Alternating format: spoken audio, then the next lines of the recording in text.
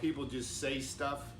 I know we were talking about influences before, what your thinking is and how your influences in your life. Negative thinking will get negative results.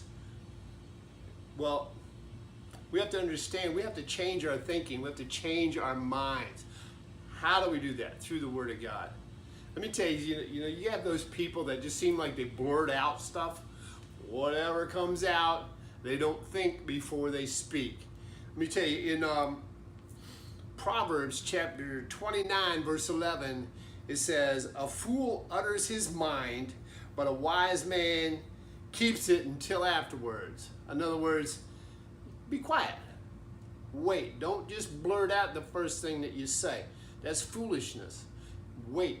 Listen to everything before you come back with something. A wise man will listen first before he speaks. We need to do that.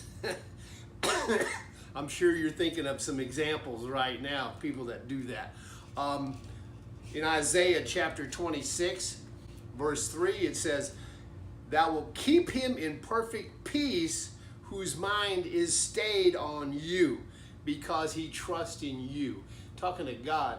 My mind is steady. Why? Because I trust God. I can put my mind at ease. I can relax. I can rest. Why? Because I trust God. I put my mind on God. I seek the kingdom first. That's what we do. We seek God first. And then everything else will line up for us. That's what we have to do. We can't just have our thoughts just going. It seems like sometimes we just have to shut down the thoughts. Just, no, I'm going to have some peace. I'm going to pray in the Spirit. I'm going to pray with understanding.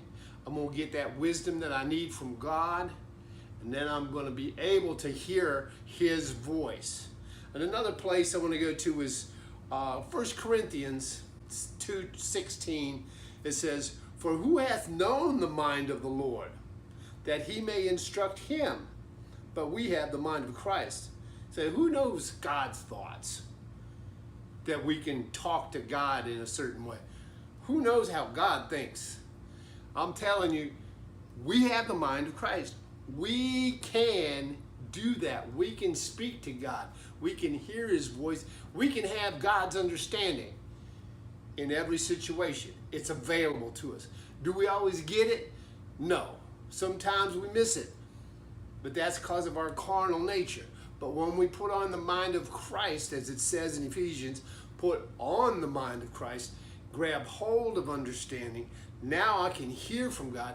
Now I can understand what God is saying to me. And now I can get clarity on whatever it is I need, whatever direction I need. You see that? That's what we need. We need godly wisdom. Tap into the mind of Christ today. One other verse I want to go to, a couple more. James chapter 1, he talks about wisdom. If you need wisdom, ask for it. And then verse 8, it says, "A double-minded man is unstable in all his ways." You're weaving back and forth. You're not sure about your faith. Why? Because you don't have that mindset. That's what Jesus was trying to get to us. That's what the authors of the whole New Testament were trying to tell us. Get your mind centered and focused on Christ. And focus as He is, so are we in this world. So we have to be able to connect to that. Grab hold of that thought process that Jesus does. Let that be the influence in our life rather than secularism and the carnal nature be the influence in our life for our decision making. And in Romans 12:2, very famous, we know this one. "And be not conformed to this world." Don't be like the world. Be like the kingdom. "But be you transformed by the renewing of your mind, that you may prove," or to show, "what is that good and acceptable and perfect will of God." We can do this. It's there. It's available to us. What do? Get into the Word of God.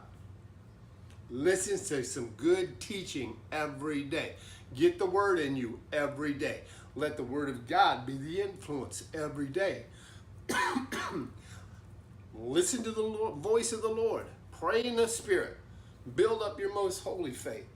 Those things, we do those things. Ask God for wisdom and believe you receive it. We do those things. We renew our mind. Now I'm thinking like kingdom thinking rather than world thinking. Now I'm going to get results that I want because of the influences in my life. See, this is all connecting for you. So I just want to remind you of that. Change your thinking. Work on it this week. And remember, when we receive the Word of God and we put it into action, our lives will be changed forever.